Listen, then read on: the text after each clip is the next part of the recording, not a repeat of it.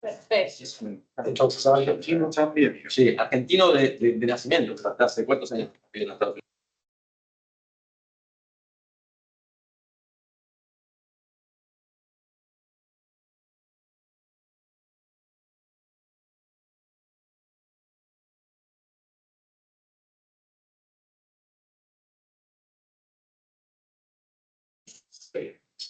Bueno, muy buenas tardes a toda nuestra audiencia virtual. Damos iniciado nuestra tertulia del Subcomité de Innovación del Comité de Salud de la Cámara Americana de Comercio de la República Dominicana.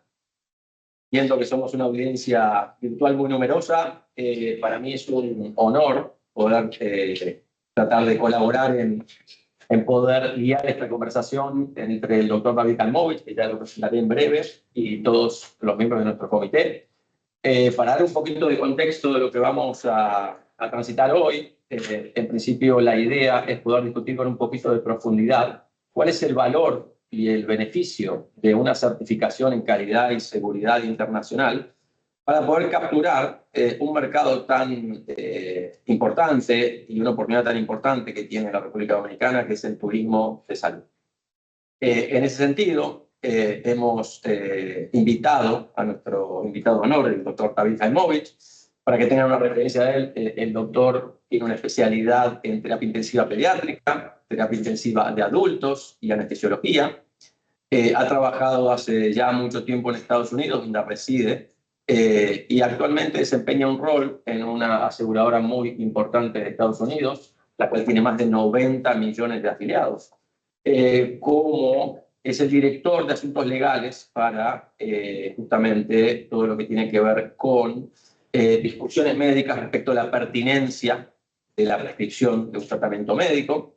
Así que tiene clara implicancia el tema de la certificación internacional. Y un tema no menor, también fue ex vicepresidente de la Joint Commission International y ex dueño de una empresa que hacía consultoría a nivel global para asesoramientos en certificaciones internacionales. Así que muy bienvenido, David. Muchas gracias. Creo que tenemos una tremenda oportunidad todos para poder capturar ese valor, la experiencia que David tiene y poder discutir respecto a los temas que más nos interesen. Así que, en primer lugar, quiero dejarles a todos la opción abierta de poder levantar la mano cuando quieran profundizar para que esto sea un conversatorio, una verdadera tertulia y que capturemos el valor al máximo. Entonces, sin más ni menos, David, lo primero que quería que nos empieces a contar según tu experiencia es el entendimiento, quizá para una audiencia que está recién teniendo sus primeros pasos en lo que es una certificación en calidad y seguridad,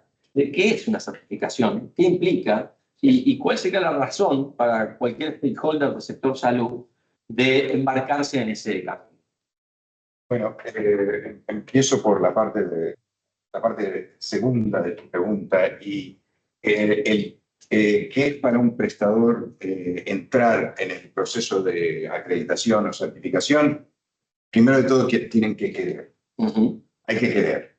Y ese querer tiene que ver con no solo tener el sello de una organización acreditadora, pero también tiene que ver con el querer cambiar. Y es cambiar muchos de los procesos que hacemos en una institución de salud, cambiar algo de la cultura, especialmente cuando hay prácticas que no son a lo mejor las mejores en la calidad y la seguridad de lo que se le brinda al paciente. Y voy ahora a contestar lo que es una certificación o una acreditación. Es simple y sencillamente, es un proceso en el cual se aplican estándares que han sido desarrollados en consenso con organizaciones multilaterales. Puede ser doméstico, una acreditación doméstica o una acreditación, en este caso, internacional, y tienen que ser aplicables. Si no son aplicables, no hay razón de hacer esa acreditación. ¿Por qué tienen que ser aplicables? Porque si es internacional, tiene que aplicar tanto en la República Dominicana, por ejemplo, como en Italia, como en China, como en Arabia Saudita. Y esos estándares crean, como dice la palabra estándar, una estandarización de servicios, una estandarización de procesos y una estandarización de cómo vamos a brindarle a los pacientes servicios. Ahora, muy importante saber que no es la acreditación no le dice al médico cómo debe de ejercer su profesión. No le va a decir al cirujano, usted tiene que hacer la cirugía así, así, así. O al internista, usted tiene que ver a este paciente de cardiología así, así. No, va a tener el contexto del proceso de dar esos servicios de cirugía, de cardiología, de neurología. Entonces, ¿por qué? Porque no es simplemente el médico ver al paciente, sino que hay un sinfín de profesionales y no profesionales de la salud que entran en ese cuidado, en ese servicio de seguridad y calidad en lo que se le brinda al paciente. Entonces, en líneas generales, ¿no? Si usted tuviera que definir cómo se diseña, cómo se establece un terreno propicio, o sea, cuáles son las condiciones mínimas necesarias para que, en este caso, una institución de salud se pueda sentir ya como habilitada para poder iniciar ese proceso de certificación. O sea, si uno tuviera que definir características de un modelo, una institución certificada, les pongo una, por ejemplo, que tenga una visión única institucional. ¿Okay? Entonces, ¿qué características son que para que la audiencia pueda entender qué es lo que hay que construir para poder plantar esa semilla y embarcarse en ese camino, que sí o sí tengamos que tener en cuenta a la hora de querer embarcarnos? Bueno, primero de todo, es como dije anteriormente, es querer. Pero el querer es no solo de los líderes, sino el querer tiene que ver con todo el personal. Y, por consiguiente, esto es uno de los tantos procesos que tiene que ser de top-down y de down arriba. De arriba para abajo y de abajo para arriba. ¿Por qué? Porque si el liderazgo no está involucrado, no está aferrado a un proceso de cambio, ustedes pueden invertir el dinero que quieran, el tiempo que quieran y los recursos que quieran y no van a llegar. No van a llegar porque el liderazgo tiene que querer ese cambio. Y el liderazgo no es solo un CEO, un administrador o administradora, pero también es el liderazgo clínico, el liderazgo de enfermería, el liderazgo de los diferentes servicios, especialidades y generales. ¿Por qué?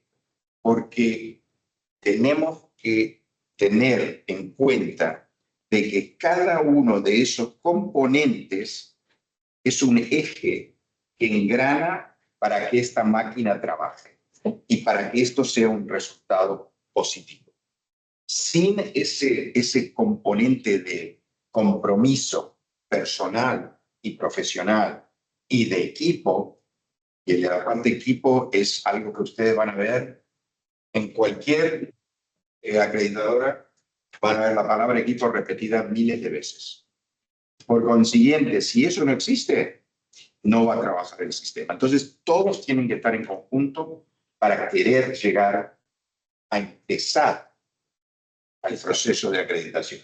Es importante porque, a ver, si bien estamos en una instancia más bien de negocio, o sea, la Cámara Americana, no estamos hablando de la gestión de la salud, sino que estamos hablando de cómo nuestros negocios pueden interactuar entre ambos países, es importante entender cuáles son las bases en las cuales vamos a hacer negocio, ¿no? Entonces, en cierta forma, todos los stakeholders que estamos aquí reunidos, tenemos que establecer esa regla común, y esa regla común es agregarle valor al paciente. Entonces, una certificación como la que recién está hablando el doctor, o las certificaciones en líneas generales, en ese proceso de estandarización lo que tienden a hacer es mitigar cualquier desviación de esa regla máxima que nosotros ponemos en nuestro sector, que es hacer negocios y hacerle el bien al paciente. Simplemente para que ustedes tengan un dato, el doctor lo va a saber mejor que yo, pero ¿en qué posición se encuentra la mortalidad por errores médicos del top 10 de las causas de muerte en Estados Unidos? Es número 3. Número 3. Las primeras dos son corazón, cardíaca y cáncer. Y la tercera, hoy en día, son los errores médicos, no por el médico, sino en la salud, que causa, se cree que son alrededor de 500.000, pero al año. Pero el problema es que las actas de defunción no dicen que la persona murió por un error médico. Dice la patología principal.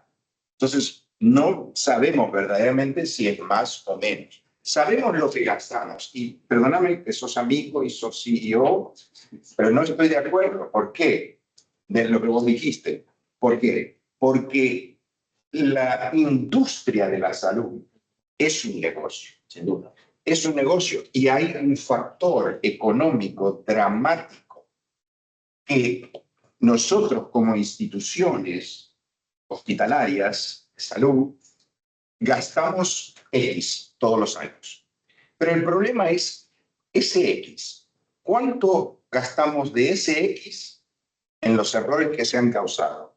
En el paciente que tuvo una infección adquirida en el hospital, que no tiene nada que ver con la patología de la cual vino, y se extendió su estadía X número de días, la mortalidad de ese paciente, o sea, hay un costo humano y hay un costo económico.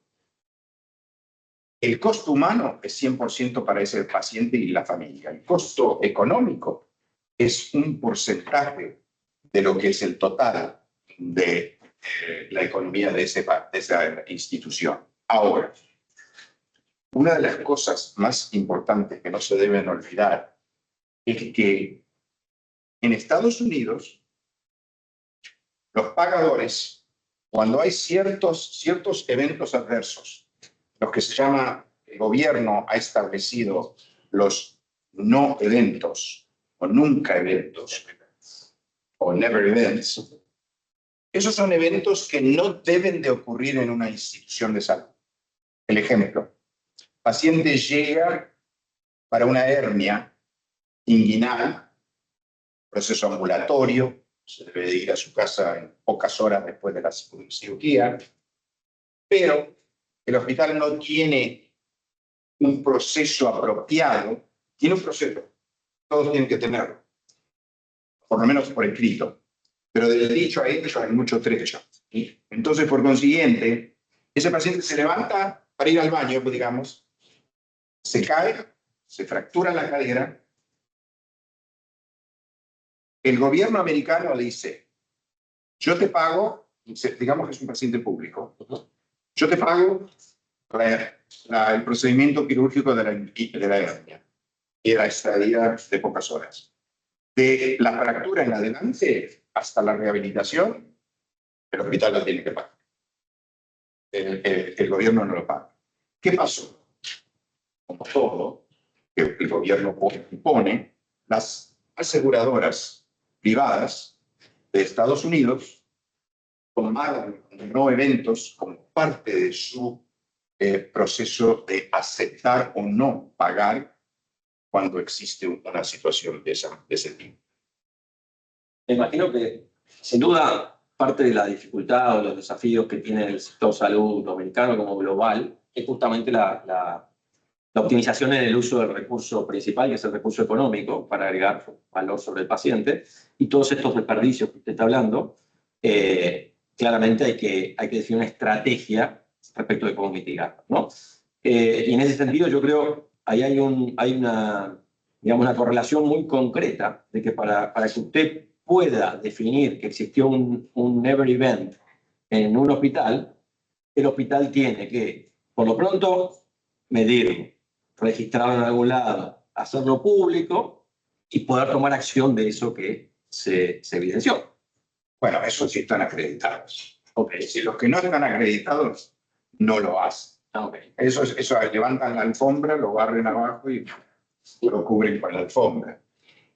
Desgraciadamente, yo soy muy directo, así que vamos a llevar. La cosa es que cuando existe una situación como la que vos decís y la que yo expliqué, una institución que está acreditada por una organización nacional o internacional debe de reportar eso. Aparte que generalmente la mayoría de los gobiernos piden que se reporten eventos que son no esperados, caídas, infecciones de vía urinaria, de Klebsiella, etcétera, ¿no? Entonces, por consiguiente, ese reporte es algo público, porque es parte del reporte público, y en Estados Unidos, la Joint Commission, cuando evalúa una institución, lo que hace es reporta eso no solo al hospital, pero también lo pone en un sitio web que es público. Entonces yo como paciente, si yo quiero ir a X hospital en Chicago, donde yo vivo, y voy a tener un proceso quirúrgico, digamos, yo quiero ver cuál es la morbilidad, la mortalidad por infecciones postquirúrgicas. Eso está dentro de ese sitio web, donde uno puede entrar y ver todos los porcentajes que tiene a través de varios años ese hospital.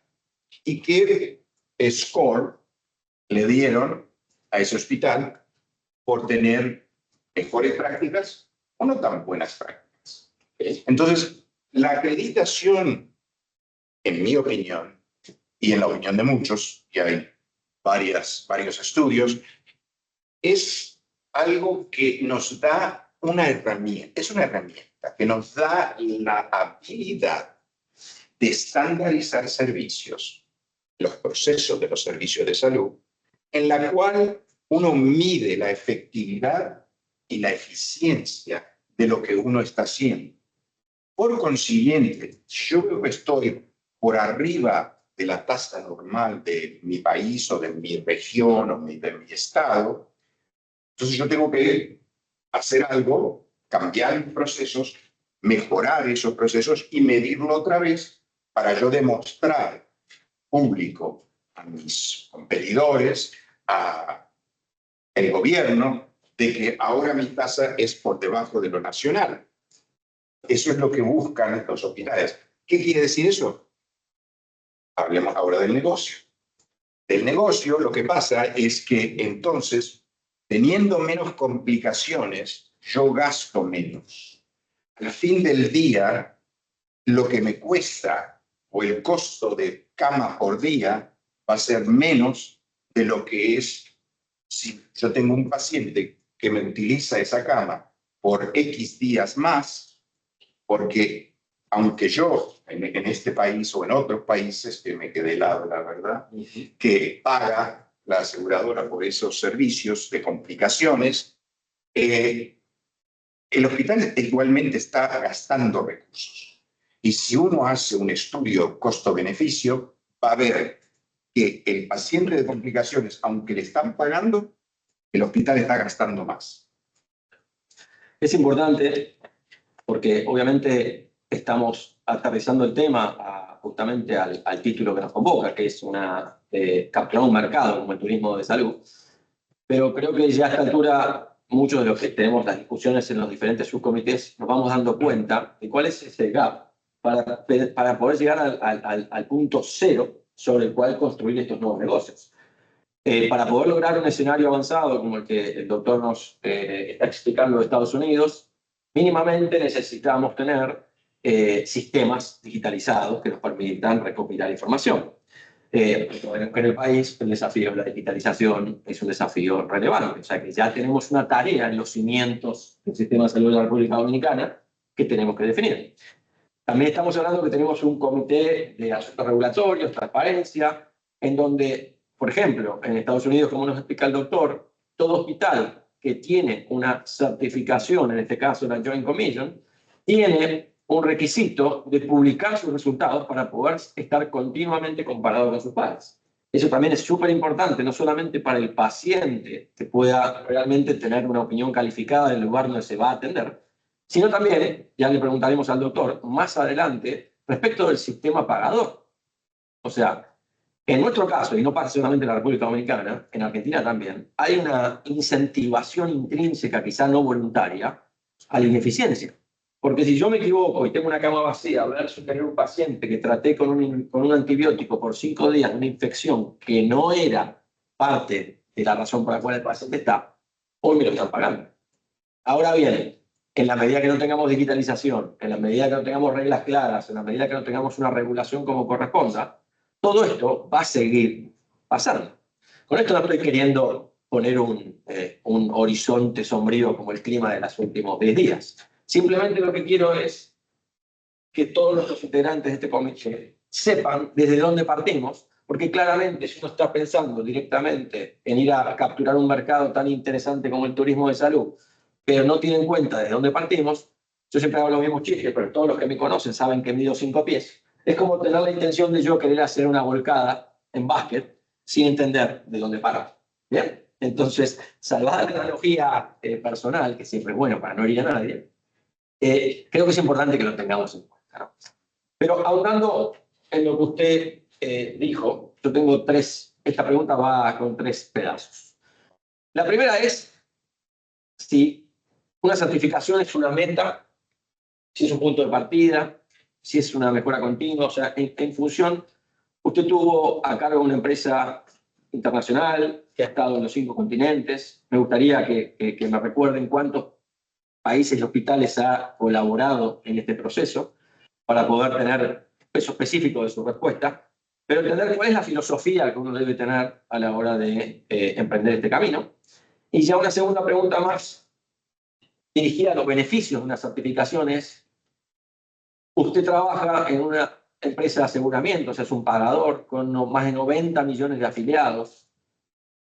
La certificación, en definitiva, ¿qué valor le trae al sistema pagador en los Estados Unidos para poder incentivar a que la red de prestadores de esa aseguradora tenga o no tenga el compromiso de certificarse? Tiene razón. Ok. Bueno, la primera era sobre ¿En cuántos países has estado? cuántos países. Nosotros trabajamos en nuestro PIC en 62 países y teníamos alrededor de 1.500 a 2.500 hospitales. En eso tenía que ver con ministerios, que había más de un hospital, obviamente, o sistemas hospitalarios que tenían más de un hospital. Pero ese era nuestros números. La segunda parte, en Estados Unidos, es muy importante entender que la American Medical Association y el CDC, el Centro de Infecciones de Estados Unidos, que es el gobierno, por escrito han dicho que pacientes deben ir a hospitales acreditados. No dicen si estás en la República Dominicana, en Italia o en Texas. Simplemente que estén seguros de que van a un hospital acreditado. ¿Por qué? Porque se ha demostrado que esos pacientes tienen trato más seguro, de más alta calidad. No quiere decir que esos hospitales no tienen complicaciones o eventos adversos. Yo siempre dije, malas cosas pasan en buenos lugares. Y ese ejemplo que yo les di de la fractura de cadera, ese fue mi suegro. Como estadística, generalmente el 48% más o menos de los pacientes de alta edad que se caen, fracturan la cadera, mueren en 6 meses, mi suegro fue esa estadística, se murió en 6 meses, justamente. Y ese fue un evento adverso. Ahora, como pagadores, sea gobierno, nosotros las compañías de aseguranza o seguros, para nosotros es muy importante que, ¿por qué? Porque el gobierno americano dice, si un hospital no está acreditado, ¿lo dicen por quién? Porque hay acreditaciones estatales también por el gobierno estatal, pero si no están acreditados, corren el riesgo de no ser pagados por Medicare. Y hoy en día, conforme tenemos una incidencia que va subiendo de pacientes que tienen Medicare porque tienen más de 60 o 65 años, porque Medicare no necesariamente es para 65 años, hay gente que lo toma antes. Es posible que no le pague.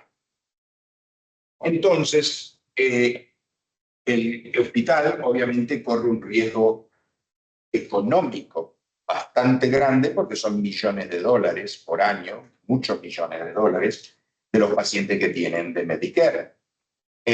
Aparte, la prestadora de seguros, si el hospital no está acreditado, básicamente hace lo mismo que el gobierno.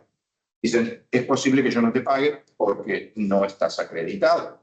¿Cómo yo sé que le vas a dar servicios estandarizados, que vos estás comparado, tu hospital está comparado al de ella y al de ella que están acreditados? No tengo manera de compararlo. ¿Y cómo los comparo? Data. Porque los estándares, como dije anteriormente, son medibles. Y tiene que haber medición de todos esos eventos, no solo los eventos, pero cómo va el hospital en varias áreas. Es una lista muy grande, no me voy a poner a decirla ahora, pero es una lista sumamente grande de medición de indicadores y de los estándares, del cumplimiento de los estándares, y algunos de esos estándares pues, son muy específicos porque tienen elementos medibles, se llama. Los elementos son medibles. Entonces, claro, el hospital no quiere correrse. Ahora no me pagan ni el gobierno ni me paga el pagador privado, comercial. Entonces, por consiguiente, la mayoría de los hospitales en Estados Unidos están acreditados por la Joint Commission. Y después hay otros acreditadores también. Pero son casi 5.000 hospitales que están acreditados por Joint Commission. Una de las, digamos, de las frases que yo siempre digo, que la oportunidad que tiene la República Dominicana en este sentido es de poder ver el futuro. En este caso, el modelo de organización que tiene Estados Unidos respecto de esa certificación de calidad y seguridad es algo que nos atrae mucho, para justamente poder capturar un valor sin tener que incurrir en los mismos errores o en el mismo pathway que los early adopters, o sea, la gente que ha empezado esto antes que nosotros ha incurrido. Entonces, ya yéndome un poquito más al turismo, y ya me queda claro cuál es digamos, la necesidad, los ingredientes que hacen para que se prepare una institución a la hora de querer ir hacia una certificación de estas. Primero, me gustaría, en el caso que exista, si usted identifica, estamos hablando de la Cámara Americana, estamos hablando de la certificación americana, pero la Joint Commission International ha tenido un éxito, a mi criterio, que está por encima del resto, por lo menos en términos de difusión, de democratización de esta certificación. Si existe a su criterio algún valor, una ventaja que tenga esta acreditación por las otras, o que usted identifica que sea de mayor atractividad para entender un poco el fenómeno. Y ya aterrizarlo a la República Dominicana. Nosotros en el comité estamos hablando que recibimos más de 10 millones de turistas al año.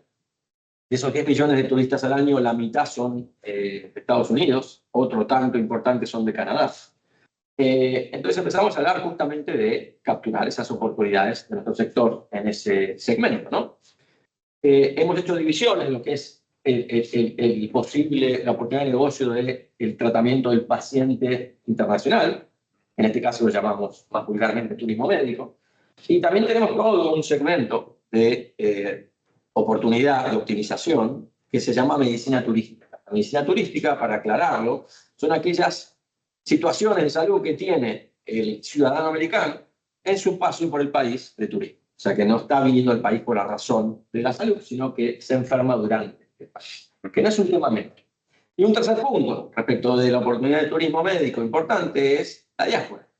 Para que usted sepa, de la República Dominicana hay una colonia en Estados Unidos que está alrededor de los 2 millones de dominicanos, viviendo hace mucho tiempo, concentradas principalmente en ciudades como Nueva York, por ejemplo, en la cual muchas veces la vuelta al país se ve limitada justamente por la no cobertura de sus seguros americanos en el país.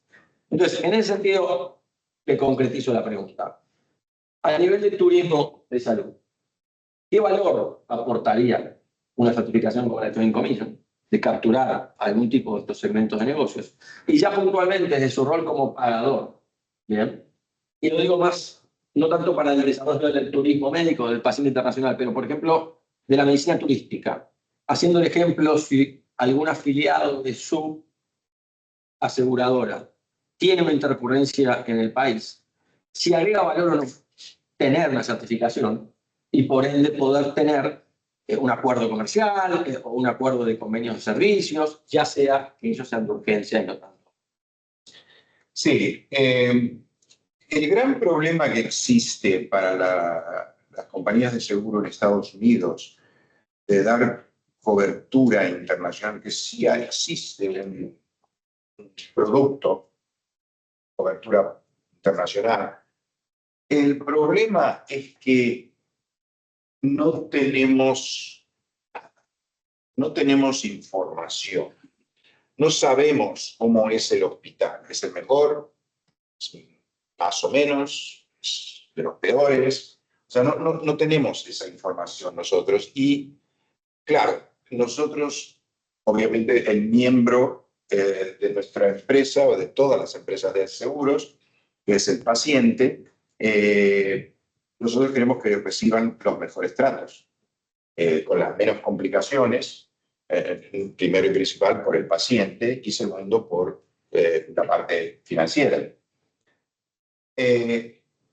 Aparte que hay muchos reglamentos que son oriundos a cada país y para nosotros, los que somos una empresa de la magnitud que somos nosotros, es muy difícil saber todos esos reglamentos. Lo que sí podemos hacer, y sé que se hace, lo hacen la mayoría de las aseguradoras, es que si se pregunta cuando el paciente tiene un accidente o tiene un evento clínico que necesita atención hospitalaria, se pregunta, ¿están acreditados por Joint Commission International? Eso es algo común que ahora se está haciendo. Se ha estado haciendo ya hace tiempo. ¿Por qué? Porque aunque no sabemos cómo es el hospital en sí, no sabemos cómo es el país en sí, en sus reglamentos y regulaciones que piden a los hospitales, por lo menos conocemos o sabemos que hay un estándar, que es la Joint Commission y la Joint Commission International, subsidiaria de Joint Commission. Por consiguiente, entonces, de esa manera nosotros podemos al menos tener un conocimiento de lo que es lo mínimo posible.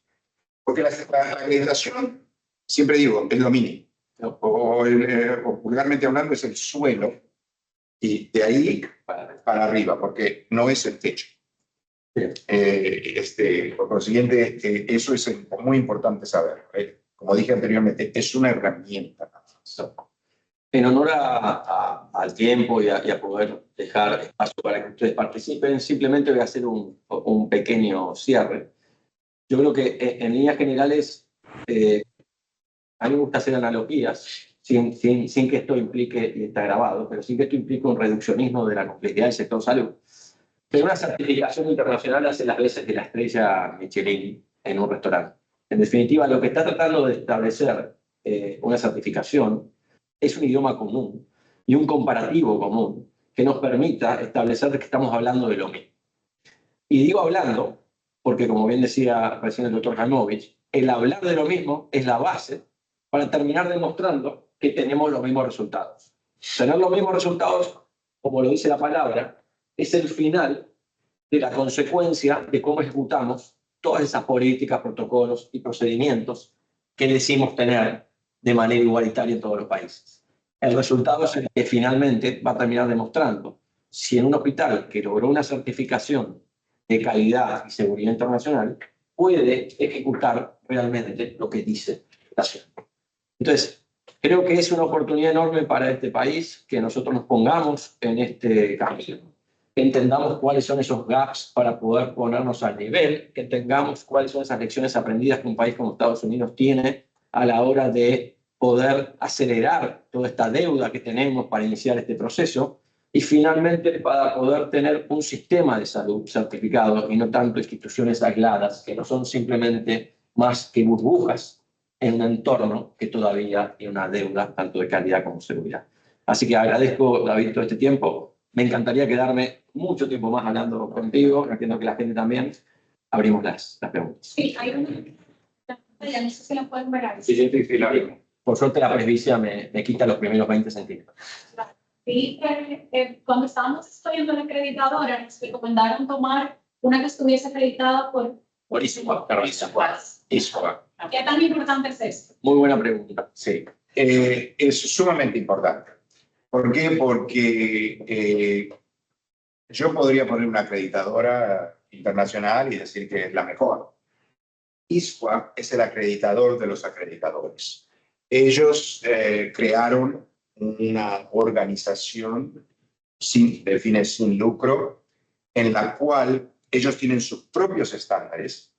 Justamente cuando yo estaba en Joint Commission y Joint Commission International, ellos vinieron. Yo fui el primer vicepresidente de JCI y tuve la oportunidad y el privilegio de ver cómo ellos hacen la acreditación. Traen acreditadores, traen auditores que son de muy alto nivel, generalmente ejecutivos de otras acreditadoras a nivel internacional. A nosotros nos tocó una persona australiana, una persona americana y una persona de Europa. Y ellos tienen sus propios estándares con la cual nos miden a nosotros. Aparte de medirnos a nosotros y preguntar todo lo que preguntan, todos los documentos que hay que tener aportar, fuimos el más complejo que tuvieron hasta esa fecha, porque ellos hablan con los clientes. Entonces ellos tenían que escoger y escogieron diferentes clientes, que algunos eran las 3 de la mañana y eran las 3 de la tarde en otra parte del mundo, por ejemplo en China, y ellos hablan por privado, obviamente, con los clientes y les preguntan a ellos de cómo fue el proceso, qué creyeron de los auditores nuestros, etcétera, etcétera. Y aparte, ellos también acreditan el proceso de educación, de capacitación del auditor. O sea, tienen dos acreditaciones, que uno puede estar acreditado por una y no la otra. Es muy interesante. Nosotros tuvimos las dos, entonces. Pero sí, la pregunta es muy correcta y si van a tener un acreditador, estén acreditados por ISQA y fíjense en que estén bien acreditados, que no sea... ISQA tenía antes, no sé si ahora tiene niveles de acreditación, o sea, con porcentajes. Bien. ¿Alguna pregunta más? Y que tengan los dos, que hayan acreditado al proceso de capacitación y al proceso de acreditación. Yo tengo una pregunta. Sí. David, ¿cuál tú dirías que son los riesgos como país? Siendo este un país donde el turismo es uno de los motores principales de nuestra economía, ¿qué riesgos entiendes a nivel muy macro? Obviamente, bueno, tenemos horas para sentarnos a discutirlo, pero ¿qué riesgos principales tú ves de que no contemos con una mayor cantidad de centros acreditados de manera internacional en esos polos turísticos? Es una pregunta sumamente compleja, porque tiene que ver no solo con la atención local y el nivel de la atención local, sin ser acreditados. Yo creo que es muy importante saber el nivel de nuestras instituciones a nivel local. ¿Por qué? Porque, primero de todo, que no toda institución puede ser acreditada. Eso es primero y principal. No toda institución puede llegar a la acreditación, sea por infraestructura, sea por falta de servicios, sea por falta de querer, etc. La razón que quieran, pero es muy importante saber eso.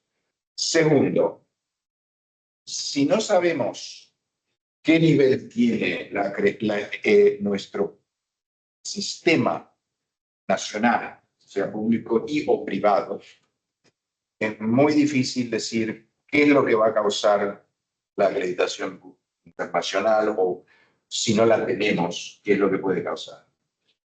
Bueno, no voy a apuntar el dedo, pero ustedes saben que ha habido eventos aquí en este país que han llegado a los medios periódicos y televisión en Estados Unidos y no pusieron la República Dominicana en la manera. Y fueron eventos que como que le siguieron uno al otro, ¿no? Por razón alguna, cualquiera, no sé lo que verdaderamente pasó, pero fueron morbimortalidad. Y eso, obviamente, el público que sabe o no sabe generalmente cómo es una institución de salud, simplemente que el público generalmente va a donde le dice su médico, ¿no? O el público va a donde le dice su seguro. El público no, lo único que ve es que algo pasó y por qué pasó ahí. Yo justamente voy a ir dentro de 2 meses. Tengo pasajes. ¿Cambio o no cambio? ¿No? Entonces eso es muy importante porque lo público es lo que más se ve, no la verdad. Que existe la percepción, que sea realidad o no, la percepción es 100% de lo que se ve. Y por consiguiente, eso es algo que puede hacer mucho daño. Un punto, quizá para completar lo que acabas de decir o complementar, es, y en función de lo que Mónica preguntaba, la realidad es que no hay 2 hospitales. No hay un hospital para el turismo de salud y un hospital para la población local. Si uno analiza cómo desarrolló Estados Unidos el turismo médico, el tratamiento del paciente internacional, es ofrecer un servicio que le está ofreciendo a la ciudadanía americana a un paciente que no es americano. Entonces, yo creo que también es importante, si queremos capturar un mercado de pacientes extranjeros, que entendamos que la mejor forma de capturarlo es elevar la calidad de los servicios que prestamos dentro. ¿Bien? Entonces, que es un poco lo que recién estás diciendo. La consecuencia que puede ser nefasta de apurarse en desarrollar un mercado de turismo médico de pacientes internacionales con un sistema inseguro puede generar que esas sensaciones o percepciones de algunos casos terminen rompiendo o matando un mercado por cuestiones de no estar preparado para abordar. Entonces creo que nosotros como responsables de poder lograr capturar esa oportunidad tenemos que ser conscientes de encontrar cuál es ese momento donde uno dice estoy listo para iniciar esto y por ende para desarrollarse. Bueno, algo más sobre eso es que, como sabemos, la medicina no es blanco y negro, está en gris. Y nuestros pacientes se presentan por algo en un hospital o en una urgencia y evolucionan y pueden evolucionar a un punto de que esa institución o esa urgencia no lo puede tratar y necesita otro alto nivel. Si el alto nivel no está a alto nivel, entonces por consiguiente, ese paciente va a sufrir. O sea, que lo que usted está hablando es la visión de ya una red. O sea, de cómo uno hace el escalamiento para poder mantener el cuidado continuo de lo que le ocurre. Lo que dijiste anteriormente, que los servicios tienen que ser para todos. Los servicios, por ejemplo, en el hospital donde yo me entrené, donde ejercí y donde me trato, está en el centro de Chicago, es frecuente que vengan gente de mucho dinero del Medio Oriente. No soy parte de ellos ya, pero tienen una oficina para el paciente internacional, que la mayoría de las instituciones grandes y universitarias lo tienen.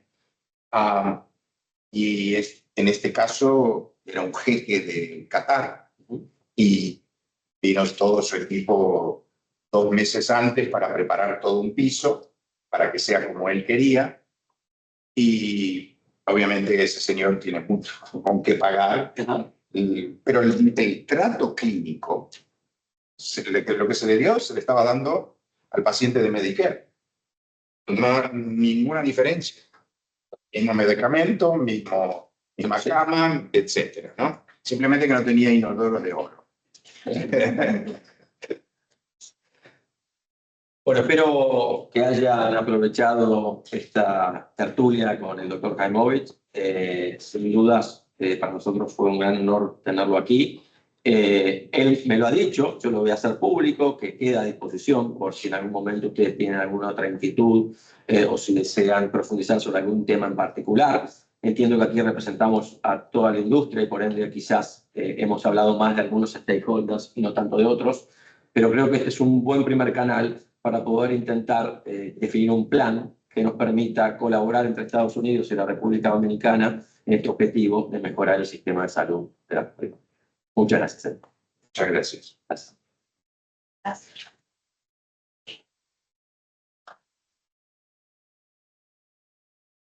El tema de